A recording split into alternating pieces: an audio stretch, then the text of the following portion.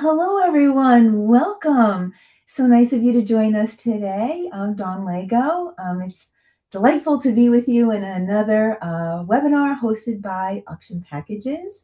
I have the pleasure of being your host today. I'll also be moderating our session. We have a great hour ahead of us. Hopefully some of you in the audience I know already. For others I don't know, it's great to meet you. So it's good to get started. We have a large audience, so we are going to let everybody just, get settled. We have about a 55-minute journey that we're going to take together, an educational one. And we are going to be talking about one of my favorite topics, marketing. I'm on the marketing team here at Auction Packages, but we'll be talking about marketing your events. And I know that might mean different things to each of you. So we'd love to hear what that means. We have our panelists keeping an eye on the chat. So why don't we get that chat buzzing? We'd love for you to introduce yourself. Let us know where you're calling in from, what beverage you're drinking. But when it comes to marketing your fundraising event, what is the very first thing that you do? Is it a save the date? Is it an early bird? Is it something else? Is it not promotion at all? And I think it's going to be very interesting, to just take a gander at what y'all are doing. So I'm going to take a look at that chat myself. Let's see. Well, hello, Amy. How are you? Save the date comes first. Okay. Hi, Caitlin. Hi, Nancy. Hi, Andrea. Let's see. What else we got? Oh, Chicago. Hi there in Chicago.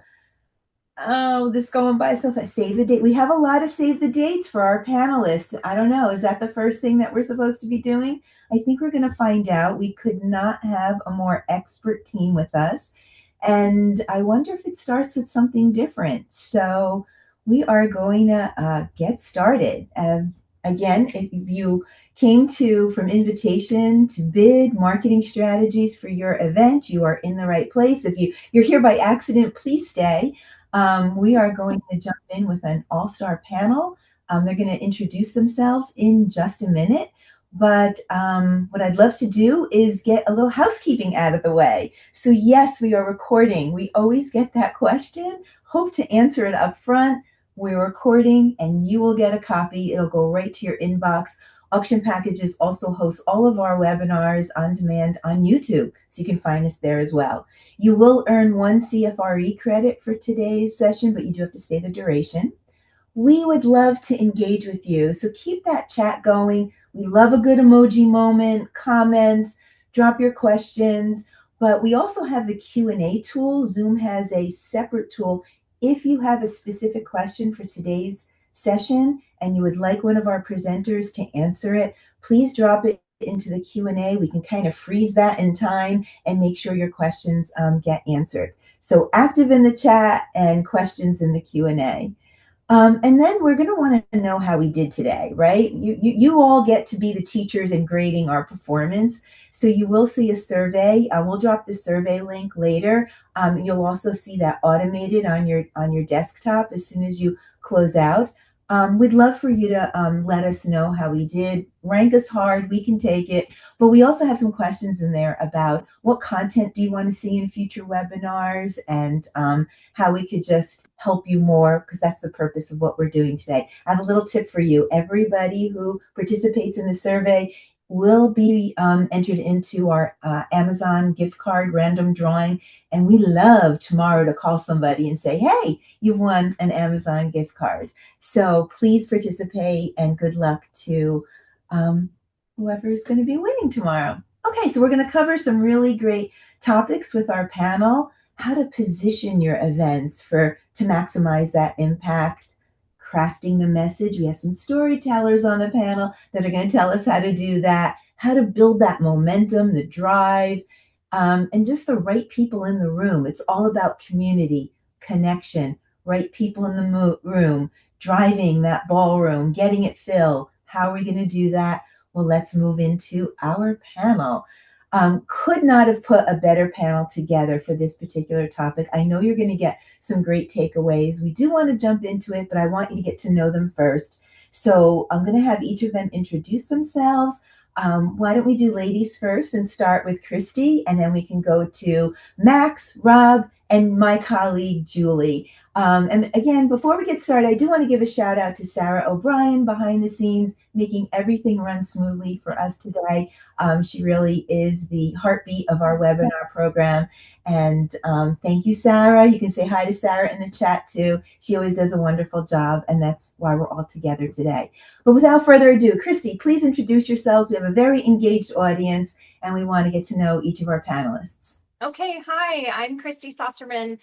I believe my title here with Auction Frogs, I am the former founder and CEO of former CEO and founder of Auction Frogs, and have since left the company and started a new one called C3 Consulting Agency that focuses on education for nonprofits, helping them to maximize revenue and to strategically help them simplify the processes for those fundraising galas.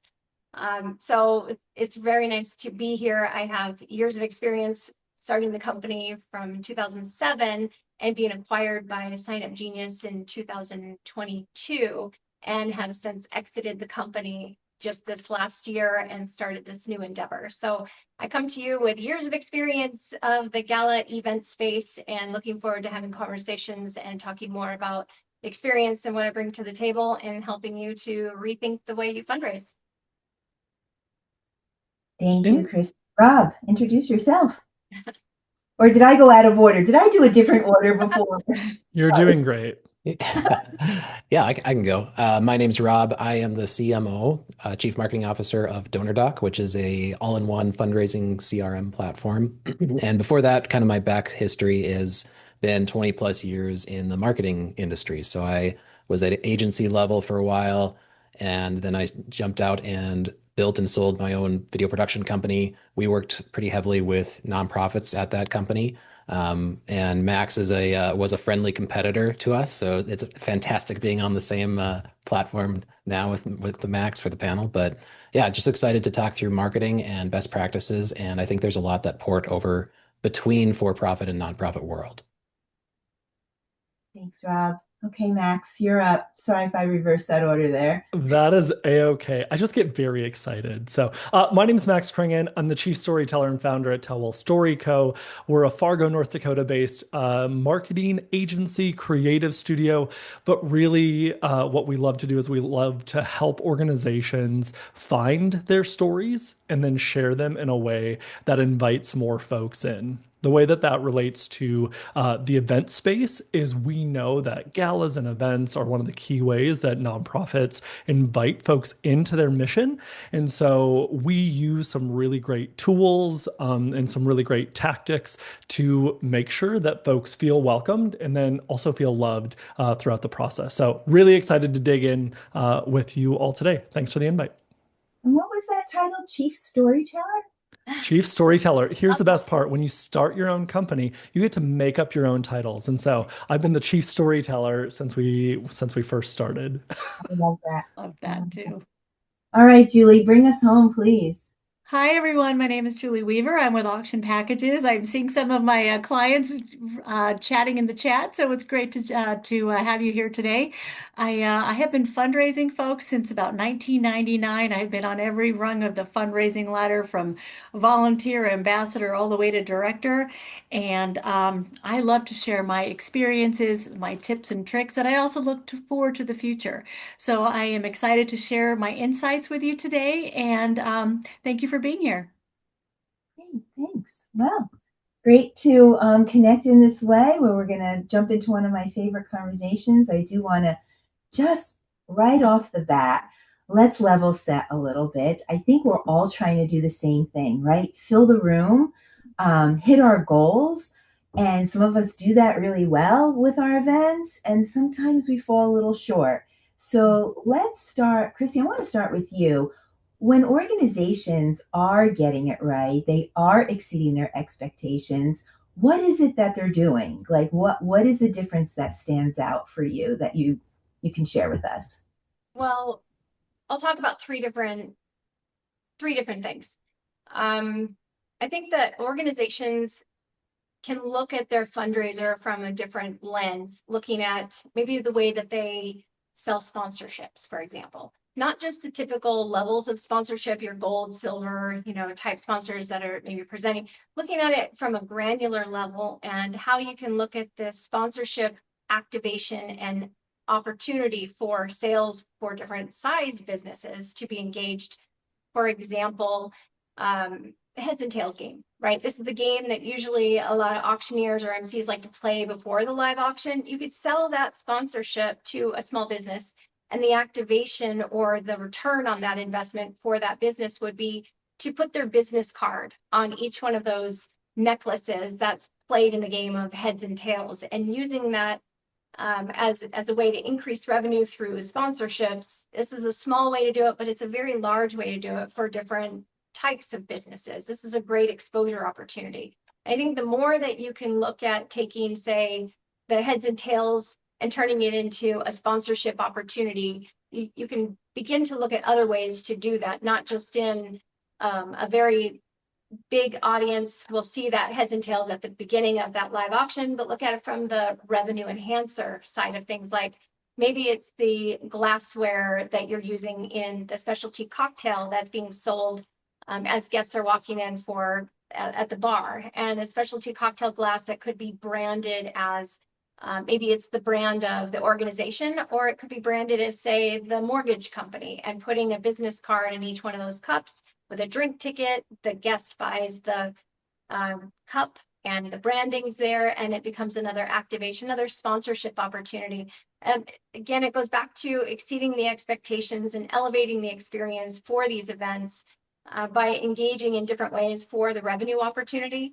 But it's about engaging with these businesses long before the event leading up to, because you could also do things strategically with them about having them become more ambassadors to the organization and promoting that they're a sponsor to the event, and encouraging that their employees or their audience also get engaged and attend and pre-sell some of these things to them as well.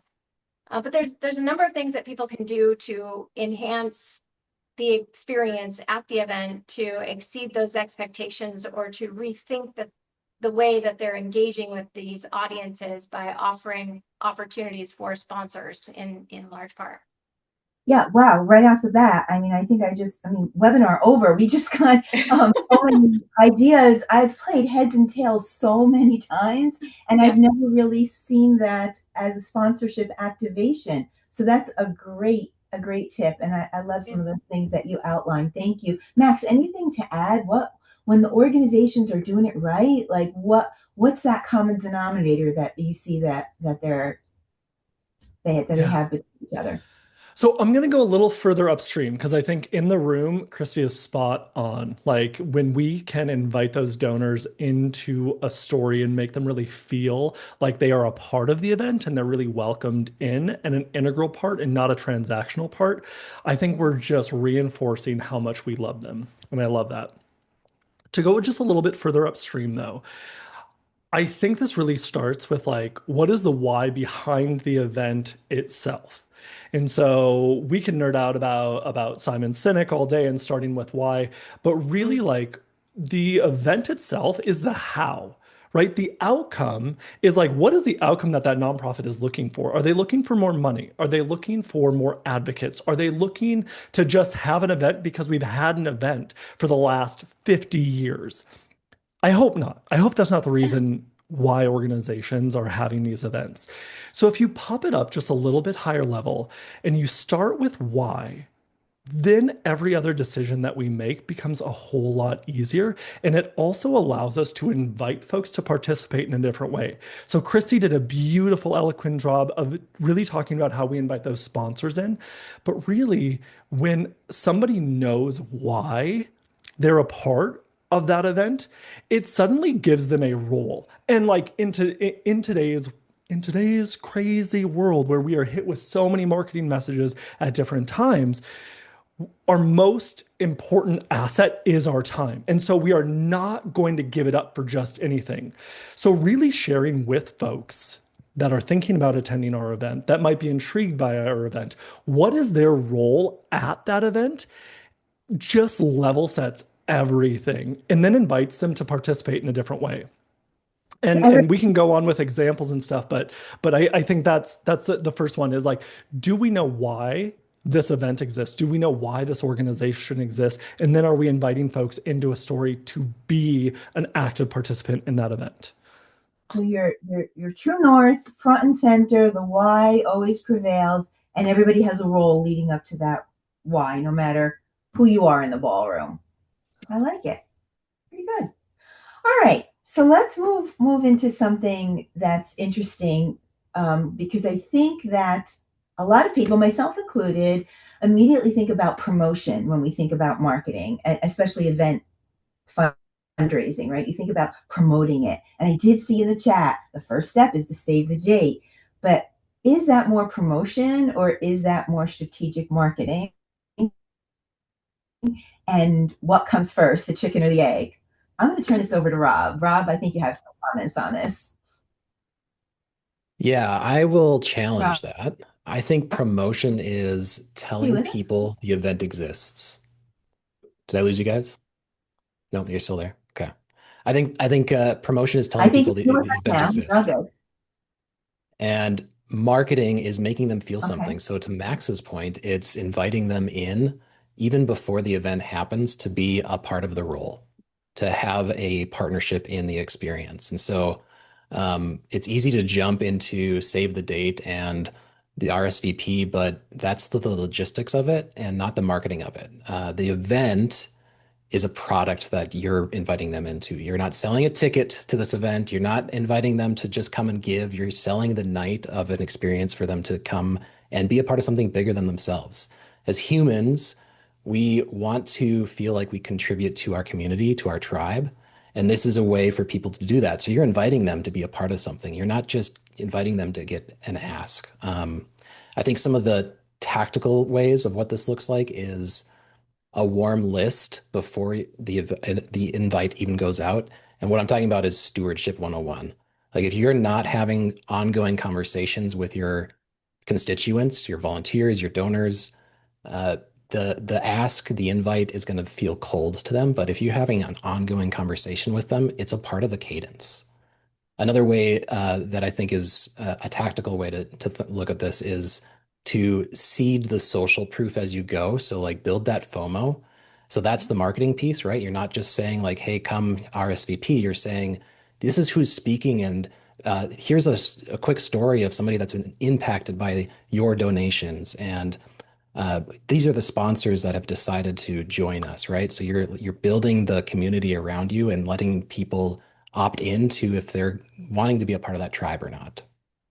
Hey, Rob, I'll jump in and add something that I've seen often with a lot of clients that I work with is they'll host some kind of a pre-VIP type event months before the event itself, Mm, inviting their, right. whether it's their board or it's their past hosts of tables, sponsors, but friends of the organization, more of those brand ambassadors for the organization, and hosting this small event at somebody's house or even at a coffee shop, as just as you're saying, more conversational, letting them know who already have buy-in to the organization about what's to expect and how they're going to engage other people or who's going to be able to help them bring other people to the or to the event itself. And so this FOMO, like you're saying, when you have those people that are advocates of the event and they have friends and they have friends and they start to build tables internally and invite people to the event because they're excited about it. They promote the organization. That's also part of that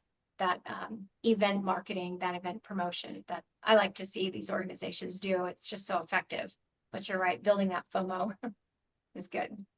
So we're talking, about I'm hearing community, I'm hearing ambassadors a lot. I'm hearing the word ambassador a lot in event fundraising, which is very interesting. I do think that's where we're headed with our events. But and everybody having a role and a purpose that's our true north. But we have to invite people, right? And we tend to be really, really focused on numbers. And what I'm hearing is maybe it's not the numbers, right? It's who's in the room that might be more important. I don't know. Am I right? Wrong? Julie, I think you probably have some comments on this. Oh no, absolutely. Everything that the my fellow panelists have said is just spot on, and It is really important who you have in the room, not just the number of butts and seats. That's so valuable. And Christy, how you were speaking about these pre-event sort of soirees with your ambassadors, that really puts them, these folks in the I wouldn't say hot seat, but it gives them a seat at the table as far as who else can they bring, who else to fill tables, to join their table, and folks that involved in the mission as part of the whole storytelling. So I do think that all of this pre-promotion is fantastic is valuable and invaluable to the whole event success itself. The promotion starts a year out, from the save the date to these, these get-togethers, these soirees, the touch points throughout the year, the emails, even a print little card in the mail, something like that, just to let them know we're not just wanting to see you once a year for your check. We actually care about you. This is what your money went to last year. These little touch points are so important to keep your people engaged. And when they receive that touch point from you, they're also thinking about who else they can invite to join this, to join this wonderful mission. So Max, you want to, how do, I mean, we're saying just get the right people in the room, but we do have to fill numbers, right? We do have to think about this community connection ambassador. I don't want the audience to walk away with just like, okay, I gotta fill the room, fill it with the right people. How do they do that? Let's give them the how. Like where does this all start? Yeah. I have a great, So Oh, go for it, Julie. no, you're storytelling. I'll go after you. Um, so I think about this in terms of a relationship versus a transaction. And so as we think about a transaction, um, we that's really like, I want you to come to this event because I want you to give money, because I want you to do something. Even just the ask to for somebody to buy a ticket is a transaction. And so as we think about pivoting that just a little bit from transaction to invitation, I think it can feel completely differently to the person on the other end of it. I think that as we think about messaging, as we talk about that why, as we talk about making people into advocates, most messaging is actually accidentally transactional. It's like, this is our gala, this is our goal. We need to hit this number. Buy your table now, right? Every single line in a lot of these invitations is actually about the organization putting it on. And when you are when you're the hero of your own story, every audience member is just another wallet in a chair, and nobody wants to be that. They can't always name it, but they can usually feel it. And so as I think about that, I think about flipping it and using this idea of the hero's journey, right? So make the audience the hero in the room, and you are the helpful guide. They're showing up, they're believing in it, they are the ones who are generous. And that's the thing that I think makes the night work, is inviting them into a role that they can play.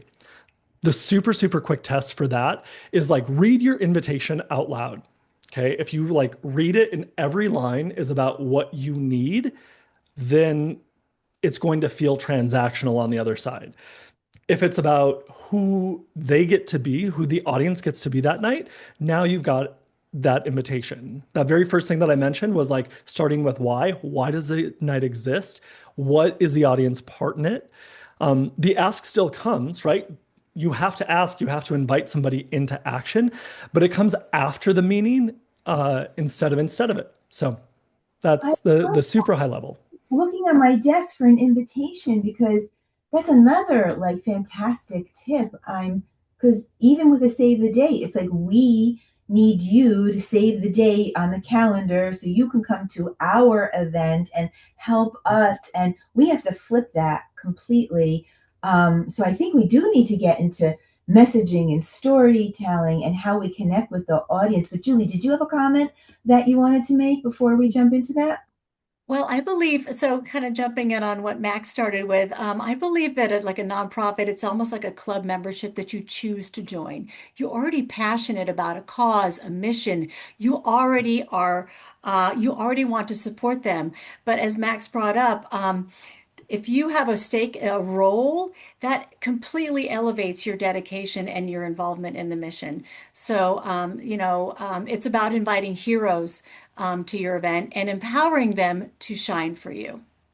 So I that could be their role, a hero. Like I'm no longer attending, I'm no longer buying my table of 10. I get to be a hero tonight, and it could be as simple as that. Who was going to chime in with something? Was that you, Christy? I forget. Yeah, I was going to say I hear a lot of times with organizations talk about, well, who are those heroes? Where do we find those heroes? And then they say, oh, the bank, they'll buy a table. They always buy a table. Or the insurance company, they'll always buy a table, or this business or that business. The challenge is you don't have that vested interest from everybody that attends that event, from that sponsor that buys that table, but rather flipping the switch, like we're talking about, finding those heroes and who have that vested interest are those brand ambassador type people that I mentioned, and what that means typically in that brand ambassador role are those are the people that have that vested interest. Those are board members. Those are people who have previously attended. These are people that have been recipients of the organization, or they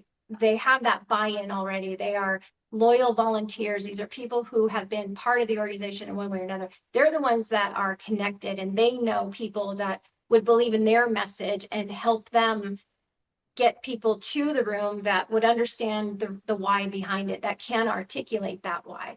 And I think a lot of organizations go the wrong way with inviting these businesses as sponsors to be in the room, to become new vested. It just doesn't always translate that same way, right? So getting people into the room is really important, that have that buy-in of your organization or are interested in it. So to Julie's point, in having these little soirees or getting to know them throughout the year through different ways like food drives or engagement or these VIP kind of activities, those are great ways to bring in new people and to teach them about your organization before you get to that event and the invite goes out.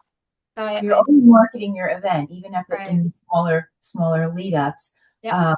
Yeah, I like what I'm hearing. I've never heard ambassador so much as I am this year when it comes to event fundraising. I really feel it's taking on a new life, a new meaning.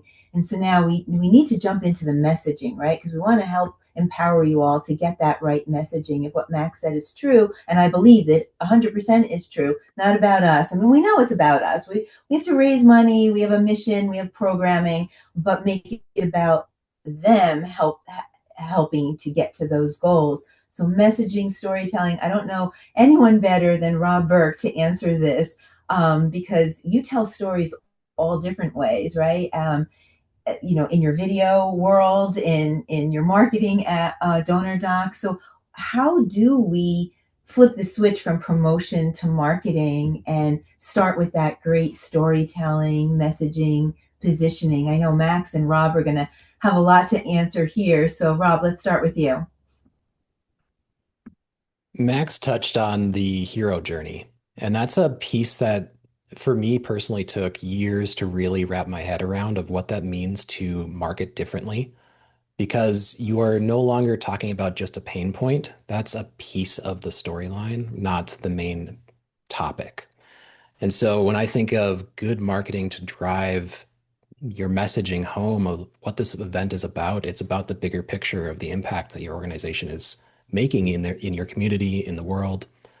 And so if you can posit the hope and the pain point into your marketing and invite them into a role, like I think we've been using the word role a lot here as well, but it's true, inviting them into a role in your organization, they are committing to be a part of the change. They're not just saying, yeah, I've got 20 extra dollars I can throw at this, or my Friday's free that month. I guess I'll go to this event.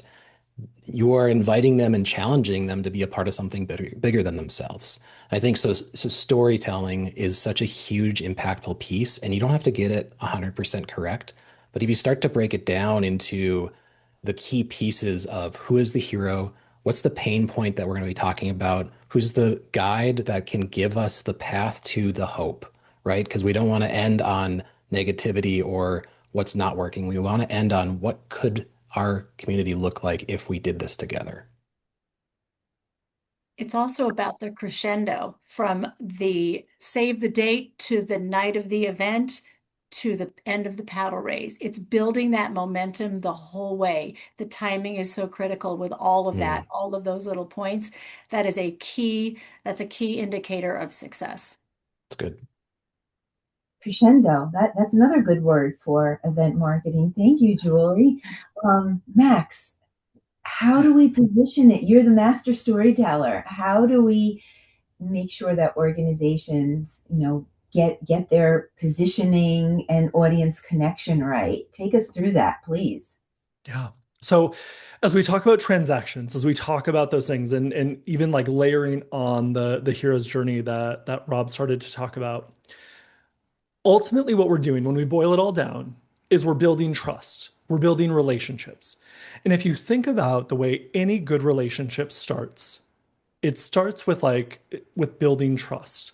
And so we have like a trust framework, right? You could call it a marketing funnel, you could call it a communications funnel. We actually infuse the hero's journey into it as well.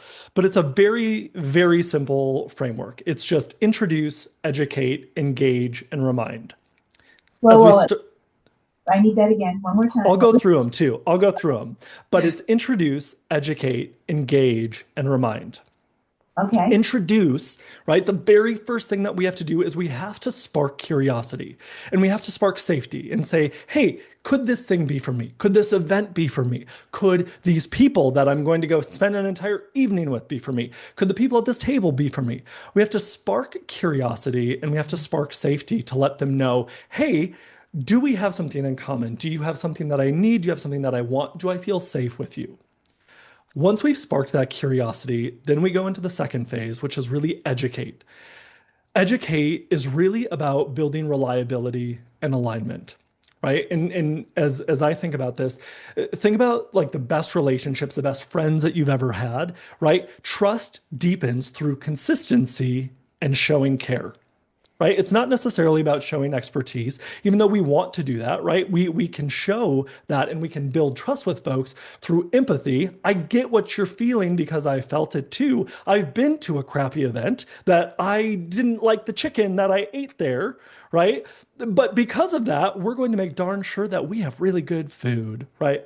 Hopefully, we don't put that on the invitation, but that might be a conversation that we have. And so we have empathy and then we have authority. The third part of it is engage. And this is where we create shared action. It is only when we have sparked curiosity, when we've built trust, that we've earned the opportunity to engage or invite somebody into the story, right? Invite somebody into that call to action. So often we see folks jump straight into the call to action. They jump into the ask. They're asking for money. They're asking for people to buy tickets to those things long before they've ever sparked curiosity or built trust. So now it feels like we're pretty much done, right? We've sparked curiosity. We've built trust. We've invited people into action. We got the check. We're done, right? Hopefully wrong, because the final part is remind. As corny as it sounds, we have to remind people that we love them so that way they remember that they love us too. This is about building reciprocity. This is about building belonging. Look at this incredible thing that we've done together. We didn't just raise $100,000 tonight. We have brought families off the street. We have fed X number of children. We have like made sure that families in need are housed today, right? Look at this incredible thing that we've done together. And when you remind people that you love them, they are going to remember that they love you too, and they will remember that. So that way you earn your next opportunity to introduce a new fundraiser, to introduce a new initiative, to invite them into another event. So it's very like it sounds really simple, and it is, right? When we take the steps that we take to like build a really good relationship and we start to apply that to our donors, to our attendees, suddenly we're building relationships instead of building transactions. You're safe here. You can rely on us. You matter here and you belong with us. Very, very simple. Wow. Love I that. just took a page of notes just in that one little segment. I love that. Introduce, educate, engage, remind. And then you took the remind, you have to remind them that we love them so that they could love us back. Mm. And then, of course, your trust signals and consistency with those. Now we're building relationships. Now we're building connections.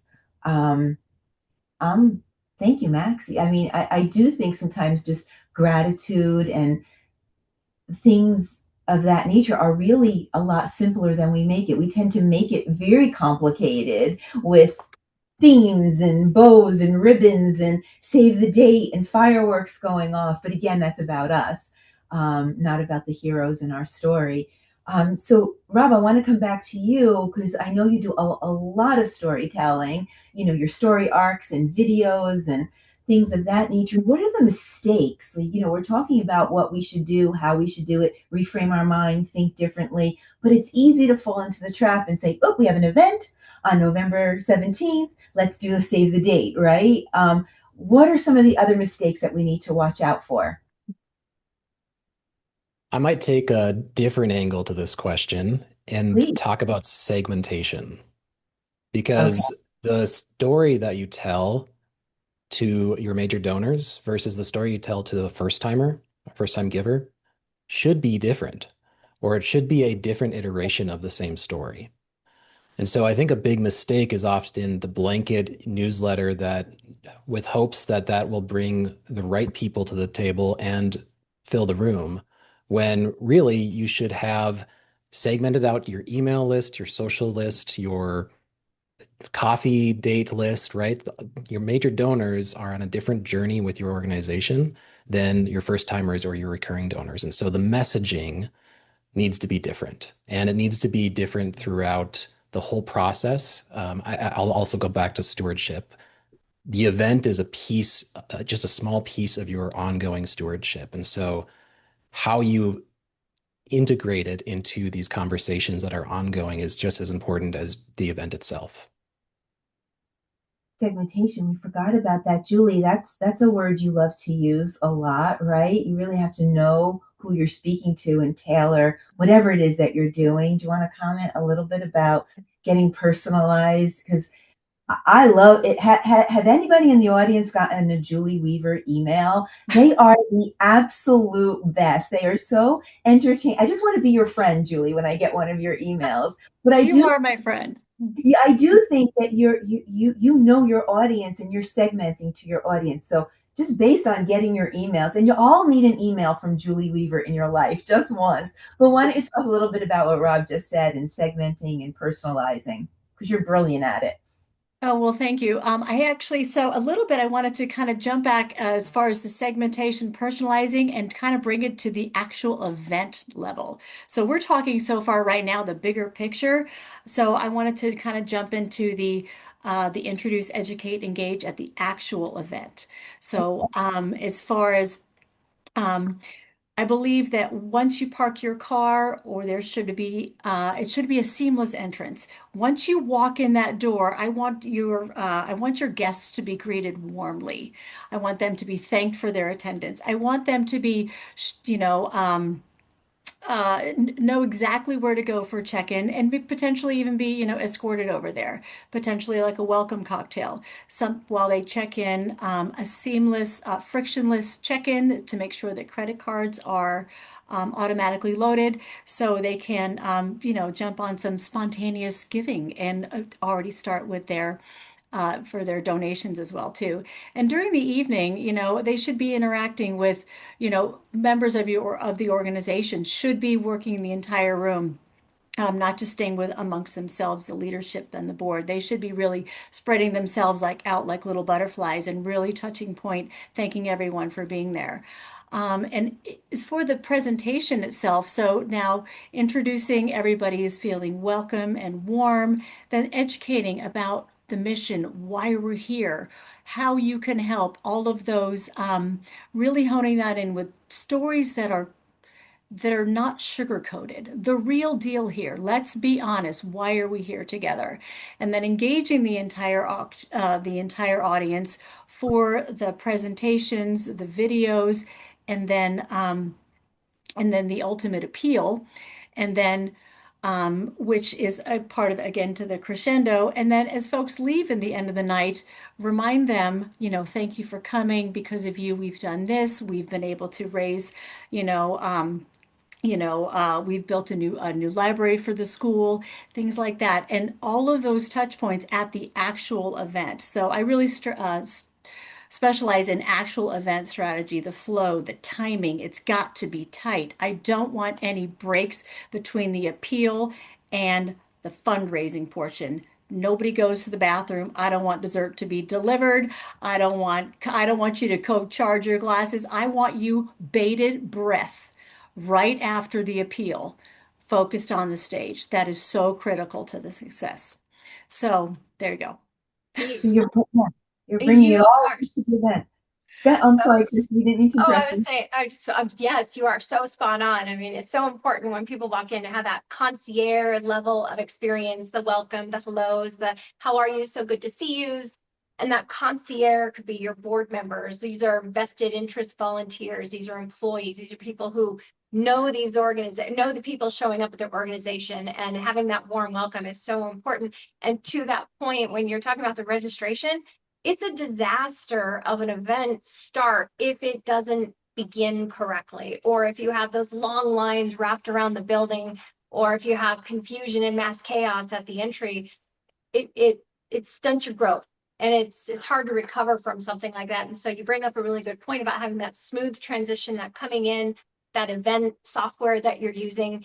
It's organized. They know they have pre-registration. Everything is just seamless. It clicks, they get in, they get their bid number, and off they go. And you have those wayfinders, like you mentioned, people that help them maybe lead them to their table or greet them as they show up and hand them their bid packet, and off they go. And that wonderful feeling of that maitre d' going into the restaurant, people love to feel seen, heard, welcomed, and loved when they walk in. So in that fundraising experience, as you say, it's critical to have that feeling as your guests are walking in. So really great point. Yeah, remind them that they're loved every step of the way so they can love you back. Max, I'm going to use that forever and a day. Yes. Um, well, what I also heard here in this conversation is about trust and building trust and those trust signals. So I think social proof is part of that, right? I think that's a big role in event marketing. Christy, I think you probably could jump back in with that. Like, what role does your social proof play as you're building momentum and marketing your event?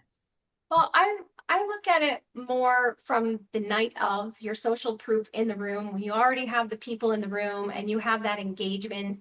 I talked about earlier with those businesses, the business cards on the heads and tails table. That's an example of social proof of, oh, well, State Farm Insurance, or, oh, that's a big name, or I know these people. And having that sort of buy-in from some of these businesses, and people looking at who is supporting, who is there in the room, how they're engaging, and what they're doing at the event to raise their paddle, raise money, and the names that are there. These are all social proofs. Those table captains, people that are buying the tables and hosting that table, how they're engaged. That's that social proof again, and having not just a stale event, but people who are totally engaged, and how you engage them more.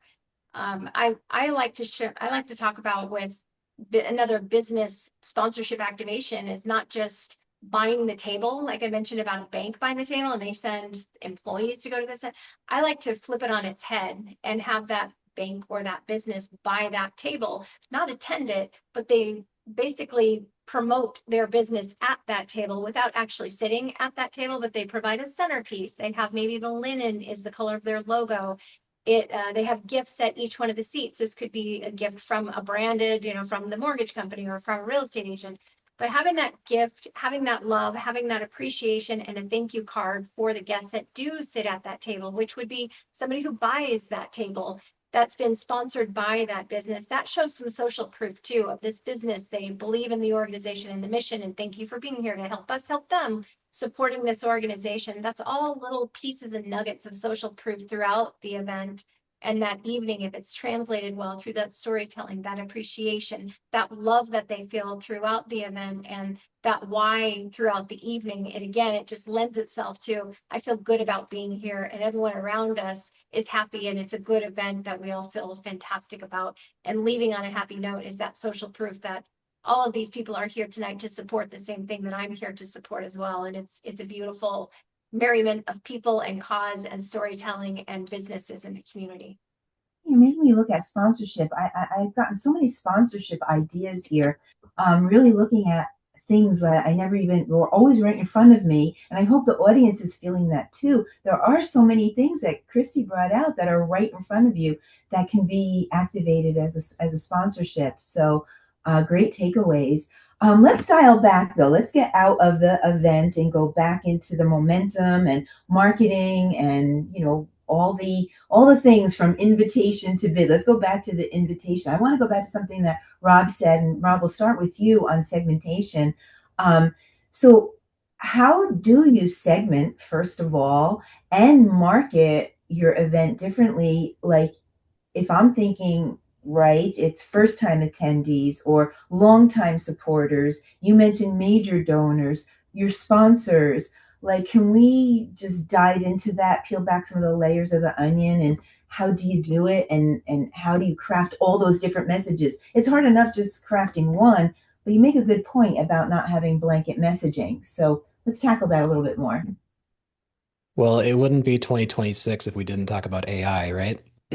So let's talk about AI and the benefits of injecting your story or your what you are trying to convey and letting and saying these are my segments. I'm talking to major donors, I'm talking to first-time donors, I'm talking to people that have never heard of us. Help me rewrite this story in all of those different segments. So you don't have to do it on your own. You don't have to think of all of this on your own. AI can be an exponent to what you're doing. I think when I think of specific segments, the first timers or those that are just coming to your organization for the first time, they need the social proof. They need the FOMO of, oh, this is a community I want to be a part of. This is a cause that I want to help make an impact with. Versus a major donor, they don't necessarily need to know the context. They already know the context. They need a deep relationship with you. They need an ongoing cadence of hearing from you, not only when you need money or want them to come to an event, but just to say hi or this is an impact story that just happened. And so the story I think oftentimes is the same. It's just how you're dissecting it into each segment. Can I double tap on that? Please, Max, of course. Okay, so one thing that Rob is probably not going to talk about because we don't push our own like services and platforms here, and which I think is a really good thing, is like they have Auto, which is their AI that's built into the DonorDoc platform. In the sa- I love Otto. And in the same way, like there are lots of tools out there. And so as you talk about those different audiences and using AI to really start to segment them, this actually bumps up to that very, very upstream version of like the strategy of the event. Who is it that we're talking to? Who are those key audiences? And this is much beyond segmentation and demographics. This is psycho-segmentation. Like, why does this person care about the event? Who is an example of this person? Is there a real person that I can visualize, that I can tell that story of a little bit? What's wild about AI is when you feed it all of that context, and you don't have to get as specific as their individual name, it can then start to take one message and draft it in all those different ways. So when you start with why, when you start with that strategy piece, and a part of that strategy is identifying who are those audiences, who are those segments, and then you feed all of that stuff to AI, it can write very specifically to those audiences in a way that, like, frankly, we just don't have time for. Auto is one of those tools that can do that like within the DonorDoc platform. But then you can also use that. You can take that idea and apply it to any of the AIs. It doesn't have to be platform specific. Yeah, we can't be afraid of AI or think it's taking our jobs. It's a tool, no different than Grammarly or a thesaurus or spell check, or right. Let it work for you. Rob, how is Otto? He hasn't made an appearance in a while. I haven't seen him on social doing anything. Did we get little stuffed Ottos yet? I really waiting for mine. I haven't gotten it yet. I need to send you one. Yeah, we've got stuffed autos. It's an octopus for those of you that haven't heard of Auto before. It's our personification of intelligence inside of our platform. Uh, I think, I mean, to build off of what Max was saying, I think oftentimes automation gets correlated with inauthenticity. So if I'm going to use AI to write this, then I'm not being authentic. But in the reality, what we as fundraisers, as community members should be focusing on is the relationship piece. And what AI can do is become the foundational piece of helping you reach more of those relationships. So rather than spending an hour before you go into a donor meeting or bringing it back to events, rather than trying to figure out who to reach out to for a sponsorship on each table or who your ambassadors should be that you could reach out to, use AI, use your CRM and your data to figure out those segments for yourself, right? And build and spend the time on the relationship rather than figuring out who to even talk to. Yeah. Um, wow. All good stuff. Um, let's talk about budget. Is what we're talking about big budget? Because we do have a lot of questions in the chat and in the Q&A, and if you're a smaller organization, grassroots organization, this feels like, oof, I need big budget to do that. Is that a myth? Can we bust that myth? Who wants to take that question? Like, how can we accomplish these things if we don't have the budget to do so, or do you need a budget to do so? Who wants to jump in and help the smaller guy that's in the audience right now? I'm a big fan. I mean, I'll go back to the sponsorships. There's a lot of ways that um, expenses could be offset by these smaller dollars. Whether that's, like I mentioned some of these key things already, but looking at what are the expenses and finding that business to offset that. If that's like auction software, for example, having the business that could offset the expense of your auction software expense, what is the value proposition that they get out of that? What is it that they get in return? And I think focusing on that value back to that sponsor helps close those deals, because what are they interested in? Those businesses are interested in exposure to an audience, not just a name on a great big poster or a banner. They're looking for that ROI. So the more things that you can give to them as an ROI that relates maybe to their business or how they can engage with that sponsorship is a great way to get those expenses offset. So for example, if you have auction software, what is it about the software piece that somebody in a business would benefit from if they were to pay for that expense?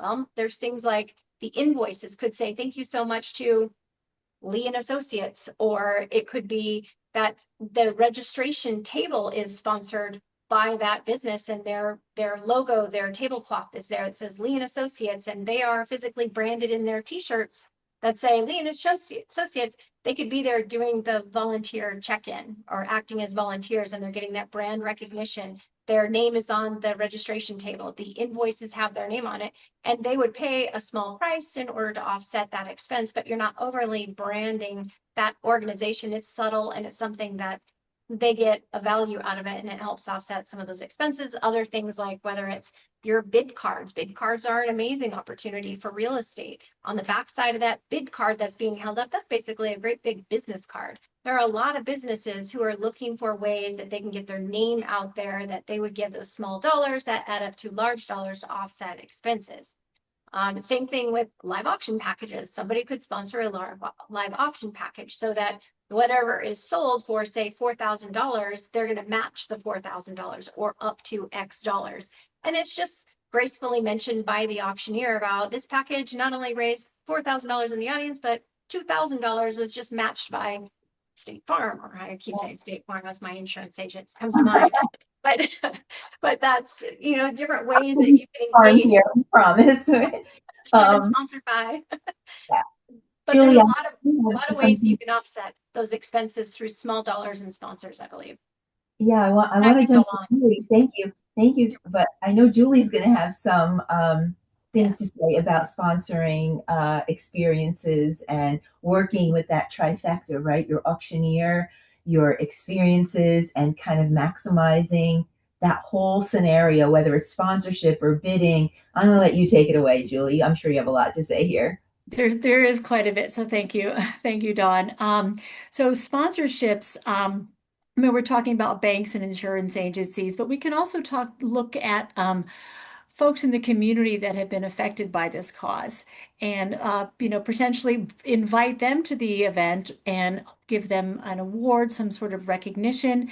Those folks will invite their friends to support them, potentially another table or two. So now you've got someone, speaking of trust and building relationships, you've got someone at your event who's going to be recognized, who is now going to bring a couple more tables that will attend future events as well, and now become more involved in your organization. Working with and in the community. So don't be bold in your asks for your sponsorships. There's no limit. So if you don't ask, you won't get. So do try. Be creative out there. Go to your local orthodontist. I tell you what, orthodonture, veneers, those sell like hotcakes in live auctions because your kids are going to need them. Hey, you may need them too. You can buy them there. Fun ones at elementary schools. I have seen vasectomies go up in the auction. You know what? Funny as all get out, it sells, but it gets people buzzing and checking it out. So you want to have a little fun in there as well too. So, when you're putting your sponsors, not just silver, gold, platinum sponsors. You can have the live auction sponsor. You can have the cocktail sponsor. You sponsor everything, by the way, if you can potentially do that. And, work you and your committee and your board really, you start working on this event a whole year out with sponsorships and, throughout, building those sponsorships, getting donations from the community. So if you've and I also encourage bigger lots as well, too, from smaller donations from smaller sponsors, if you can lump them together. So if you've got 15 different $50 gift cards, don't put those in your auction individually. Lump them up as dinner in Denver. Grab a hotel, get a hotel to donate something, and then get a bottle of wine, and then give them an Uber gift card, date night. Things like that make your event bigger versus these smaller things. And all of these guys are sponsors, and now you're making the sponsors bigger, and you're making yourselves more money, and you're making your guests and attendees really thrilled because you're giving them the full package. The whole package, The as I whole like. package. Yeah, there you go. I really feel this webinar should have been a series or 2 hours. 55 minutes just flew by.